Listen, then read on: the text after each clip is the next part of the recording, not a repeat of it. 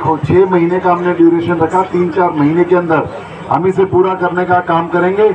और सिर्फ ये 9 करोड़ रुपए नहीं, कुछ काम इसमें रह गए थे जो टेंडर के अंदर नहीं आए, लगभग 6-7 करोड़ रुपए और इसके अंदर ऐड होंगे। 15-16 करोड़ रुपए लग के इस पार्क को और बेटर किया जाएगा। आज टाउन पार्क के अंदर लगभग 9 करोड़ रुपए की लागत से चाहे ट्रैक बनने की बात हो, चाहे यहाँ पर जो ओपन एयर थिएटर है उसके जीर्णोद्धार की बात हो, बाथरूम की बात हो, पानी की व्यवस्था की बात हो, सभी चीज़ों को सुनिश्चित करने का काम आज यहाँ पर शुरुआत विधिवत हुई है और अगले 3-4 महीने में ये सब चीज़ें धरातल पर आप लोगों को दिखेंगी। मंत्री ध्यान रखते हुए एक पानी के पॉट की आपने बात की है, क्या है विशेष?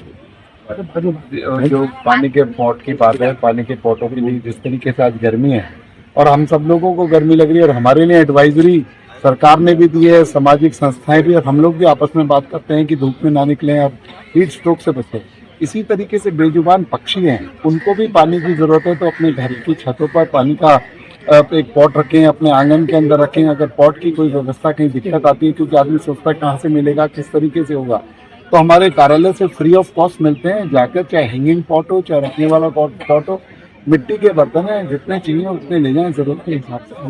मंत्री जी, हालांकि बड़कल पर अभी तक नाव चलती नजर नहीं आई है, लेकिन आपने यहाँ पर टाउन पार्क के सामने नाव चलाने की आपने बात की है, क्या है वैसे योजना? छोटी बॉडी है जो नाव चलाने की जो व्यवस्था पहले भी ऑलरेडी पुरानी जो है वाटर बॉडी थी, उसको जीर्णोद्धार करने का काम किया है, तो जल्दी उसमें इलेक्ट्रिक नाव चले। टाउन पार्क में कितनी करोड़ की लागत से यह काम होने? मैंने कहा ना 9 करोड़ की लागत से लगभग ये पहला फेज। ठीक।